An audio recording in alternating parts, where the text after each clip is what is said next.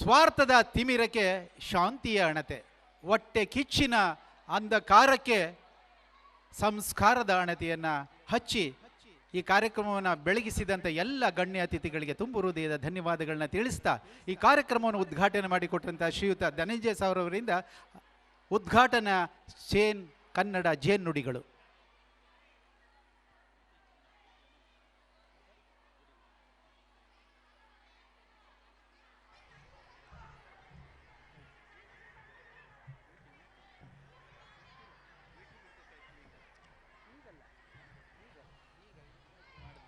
ಎಲ್ರಿಗೂ ನಮಸ್ಕಾರ.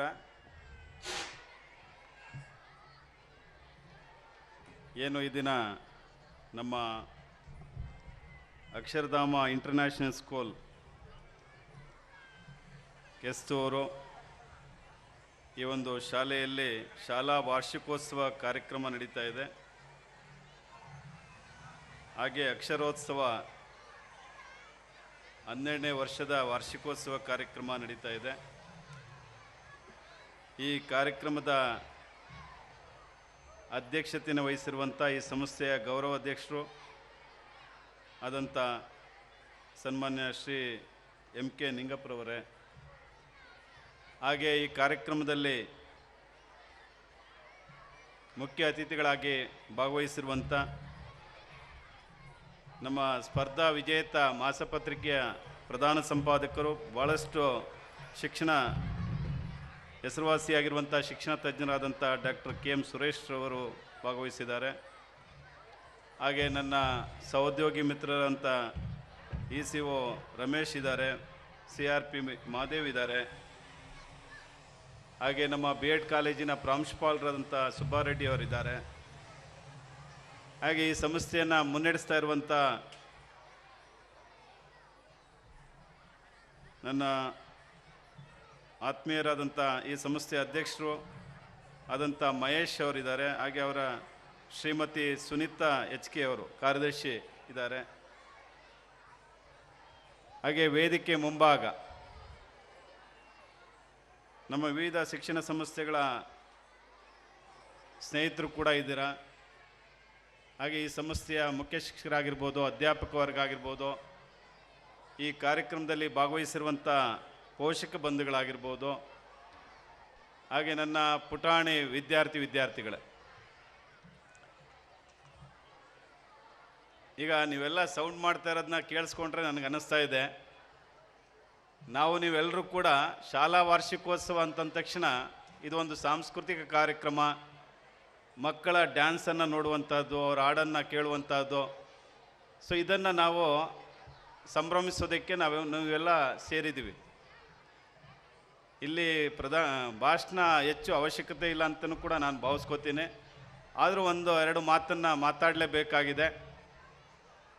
ಸಾಮಾನ್ಯವಾಗಿ ಶಾಲಾ ವಾರ್ಷಿಕೋತ್ಸವವನ್ನು ಯಾಕೆ ಆಚರಿಸ್ತೀವಿ ಅಂತಂದರೆ, ಈ ಒಂದು ಶಾಲೆ ಇಡೀ ವರ್ಷ ಯಾವ ರೀತಿ ಯಶಸ್ಸಿನತ್ತ ಸಾಗ್ತಾ ಇದೆ, ಏನೆಲ್ಲ ಸಾಧನೆಯನ್ನು ಮಾಡಿದೆ, ಇಲ್ಲಿರುವಂಥ ಮಕ್ಕಳು ಏನೆಲ್ಲ ಸಾಧನೆಯನ್ನು ಮಾಡಿದ್ದಾರೆ, ಅದನ್ನು ತಿಳಿಪಡಿಸುವಂಥ ಒಂದು ವಿಶೇಷವಾದಂಥ ಕಾರ್ಯಕ್ರಮ ಅಂತ ನಾನು ಅದು ಭಾವಿಸ್ತೇನೆ.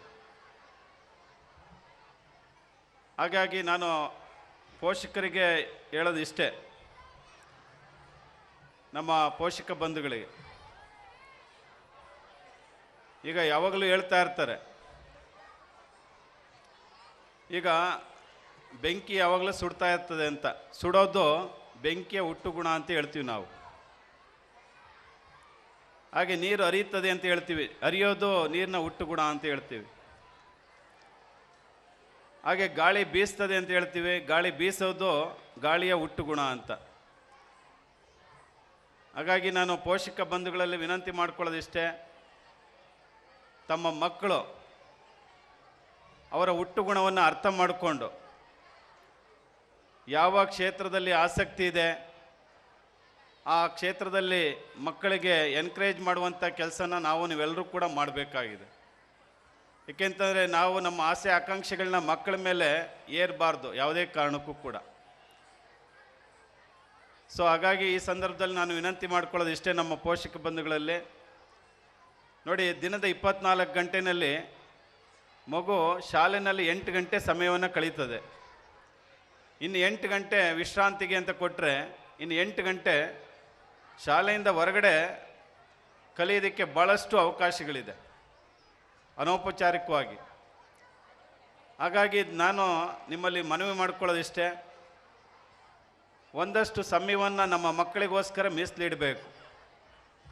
ಮಕ್ಕಳ ಜೊತೆ ಇದ್ದು ಅವರ ಭಾವನೆಗಳನ್ನ ಅರ್ಥ ಮಾಡ್ಕೊಳ್ಬೇಕಾಗಿದೆ. ಅವರು ಯಾವ ಕ್ಷೇತ್ರದಲ್ಲಿ ಆಸಕ್ತಿ ಇದೆ ಅನ್ನೋದನ್ನ ಅರ್ಥ ಮಾಡಿಕೊಂಡು ನಾವು ಅವ್ರಿಗೆ ಎನ್ಕರೇಜ್ ಮಾಡಿದ್ರೆ ಅವರು ಒಂದಷ್ಟು ಕ್ಷೇತ್ರದಲ್ಲಿ ಸಾಧನೆ ಮಾಡೋದಕ್ಕೆ ಸಾಧ್ಯ ಆಗ್ತದೆ. ಸೊ ಇದನ್ನು ನಮ್ಮ ಎಲ್ಲ ಪೋಷಕರು ಕೂಡ ಅರ್ಥ ಮಾಡ್ಕೊಳ್ಬೇಕಾಗಿದೆ. ನೋಡಿ, ನಮ್ಮ ಕುವೆಂಪುರವರನ್ನು ನಾನು ನೆನಪು ಮಾಡ್ಕೊಳ್ತೀನಿ. ನಾನು ರಾಷ್ಟ್ರಕವಿ ಕುವೆಂಪುರವರು ಅವರು ಯಾವಾಗಲೂ ಹೇಳ್ತಾ ಇರ್ತಾರೆ ಏನು ಅಂತಂದರೆ, ನಮ್ಮ ಮಕ್ಕಳು ಹುಟ್ಟುವಾಗ ವಿಶ್ವಮಾನವರಾಗಿ ಬಿಡ್ತಾರೆ, ಬೆಳೀತಾ ಬೆಳೀತಾ ಅಲ್ಪಮಾನವರಾಗ್ತಾ ಇದ್ದಾರೆ ಅಂತಂದ್ಬಿಟ್ಟು. ಸೊ ಹಾಗಾಗಿ ಪೋಷಕರು ಇದನ್ನು ಅರ್ಥ ಮಾಡ್ಕೊಳ್ಬೇಕು, ಈ ಒಂದು ವಾಕ್ಯವನ್ನು. ಈ ಅಲ್ಪಮಾನವರಾಗೋದಕ್ಕೆ ನಾವು ಒಂದಲ್ಲ ಒಂದು ರೀತಿ ಕಾರಣ ಆಗ್ತಾ ಇದ್ದೀವಿ, ಪರಿಸರ ಕಾರಣ ಆಗ್ತಾ ಇದೆ. ಈಗ ನಮ್ಮ ಮಕ್ಕಳಲ್ಲಿ ವಿಶ್ವಮಾನವರಾಗಿ ಮಕ್ಕಳು ಬೆಳಿಬೇಕು ಅಂತಂದರೆ ಮಕ್ಕಳಲ್ಲಿ ಒಂದಷ್ಟು ಮೌಲ್ಯಗಳನ್ನ ಬೆಳೆಸಬೇಕಾಗಿದೆ. ನಾವು ಮಾನವೀಯ ಮೌಲ್ಯಗಳನ್ನ ಬೆಳೆಸಬೇಕಾಗಿದೆ, ಮನುಷ್ಯತ್ವ ಗುಣಗಳನ್ನ ಬೆಳೆಸಬೇಕಾಗಿದೆ. ಸೊ ಹಾಗಾಗಿ ನೋಡಿ, ನಮ್ಮ ಕುವೆಂಪುರವರು ಹೇಳುವಂಥ ಮಾತನ್ನು ನಾವು ಅರ್ಥ ಮಾಡ್ಕೊಳ್ಬೇಕು. ನಮ್ಮ ಮಕ್ಕಳಿಗೆ ಒಂದಷ್ಟು ಮೌಲ್ಯಗಳನ್ನ ಕಲಿಸ್ಬೇಕಾಗಿದೆ, ಸಂಸ್ಕಾರಗಳನ್ನ ಕಲಿಸ್ಬೇಕಾಗಿದೆ. ಸಮಾಜದಲ್ಲಿ ಒಂದು ಸತ್ಪ್ರಜೆಗಳಾಗಿ ಉತ್ತಮ ನಾಗರಿಕರಾಗಿ ಬದುಕಬೇಕು ಅಂತಂದರೆ ಸೊ ಈ ರೀತಿ ಒಂದು ಶಿಕ್ಷಣ ದೊರಿಬೇಕಾಗಿದೆ. ಸೊ ಈ ಒಂದು ನಮ್ಮ ಅಕ್ಷರಧಾಮ ಇಂಟರ್ನ್ಯಾಷನಲ್ ಪಬ್ಲಿಕ್ ಸ್ಕೂಲು ನಾನು ನೋಡಿದ ಮಟ್ಟಿಗೆ ಒಂದು ಗ್ರಾಮೀಣ ಪ್ರದೇಶದಲ್ಲಿ ಇದ್ದು ಇಬ್ಬರು ಮಹೇಶ್ ಮತ್ತು ಅವರ ಶ್ರೀಮತಿಯವರು ಈ ಗ್ರಾಮೀಣ ಭಾಗದ ಮಕ್ಕಳಿಗೆ ಒಂದಷ್ಟು ಅನುಕೂಲ ಆಗಲಿ ಅಂತಂದ್ಬಿಟ್ಟು ಗುಣಮಟ್ಟದ ಶಿಕ್ಷಣವನ್ನು ನೀಡುವ ನಿಟ್ಟಿನಲ್ಲಿ ಒಂದು ಪ್ರಾಮಾಣಿಕ ಪ್ರಯತ್ನವನ್ನು ಪಡ್ತಾ ಇದೆ. ಜೊತೆಗೆ ನಾನು ಈ ಶಾಲೆ ಬಗ್ಗೆ ಇನ್ನೊಂದು ವಿಶೇಷ ಅಭಿಮಾನ, ಪ್ರೀತಿ. ಯಾಕೆ ಅಂತಂದರೆ ಈ ಹೊಸ ಶಿಕ್ಷಣ ವ್ಯವಸ್ಥೆಗೆ ಏನು ಬದಲಾವಣೆ ಆಗ್ತಾ ಇದೆ, ಆ ಬದಲಾವಣೆಗೆ ತಕ್ಕಂತೆ ಶಿಕ್ಷಣವನ್ನು ಕೊಡುವ ಪ್ರಯತ್ನಗಳಾಗ್ತಾ ಇದೆ. ಈಗ ನೋಡಿ, ಹೊಸ ಶಿಕ್ಷಣ ವ್ಯವಸ್ಥೆಯಲ್ಲಿ ವ್ಯಾಲ್ಯೂ ಬೇಸ್ಡ್ ಎಜುಕೇಷನ್ಗೆ ಹೆಚ್ಚು ಇಂಪಾರ್ಟೆನ್ಸನ್ನು ಕೊಡ್ತಾ ಇದ್ದಾರೆ. ಸೊ ಅದನ್ನು ಇಲ್ಲಿ ಅಳವಡಿಸ್ಕೊಂಡಿದ್ದಾರೆ.